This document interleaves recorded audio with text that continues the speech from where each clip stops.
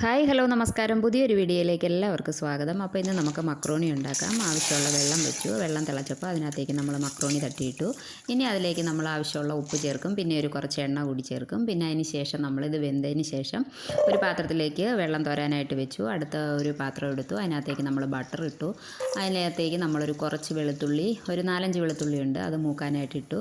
നന്നായിട്ട് മൂത്ത് മണം വരുമ്പോൾ ഒരു സവോള, ഒരു ക്യാരറ്റ്, 2 പച്ചമുളക്, പിന്നെ ഒരു 3 തക്കാളി എന്നിവ ചേർത്ത് നന്നായിട്ട് വേവിച്ചെടുത്തു. അതിനുശേഷം ഒരു സ്പൂൺ മുളക് പൊടി, ഒരു സ്പൂൺ മല്ലിപ്പൊടി, ഒരു സ്പൂൺ ഗരം മസാല, ഒരു നുള്ള് മഞ്ഞൾപ്പൊടി, അതെല്ലാം വെന്ത് വന്നപ്പോൾ അതിനകത്തേക്ക് നമ്മൾ വേവിച്ച് വെച്ച മക്രോണി ചേർത്തു. പിന്നെ ഉപ്പും മഞ്ഞളും ചേർത്ത് വേവിച്ച ചിക്കൻ ചേർത്തു. അതിന് ശേഷം അതെല്ലാം ഇളക്കി നന്നായിട്ട് മിക്സ് ചെയ്തതിന് ശേഷം അതിനകത്തേക്ക് ആവശ്യമുള്ള ചീസ് ചേർത്തു.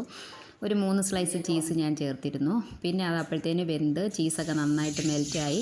അതിന് ശേഷം ആവശ്യമുള്ള മല്ലിയില ചേർത്തു. ഇപ്പം വളരെ ടേസ്റ്റി ആയിട്ടുള്ള ഒരു മക്രോണി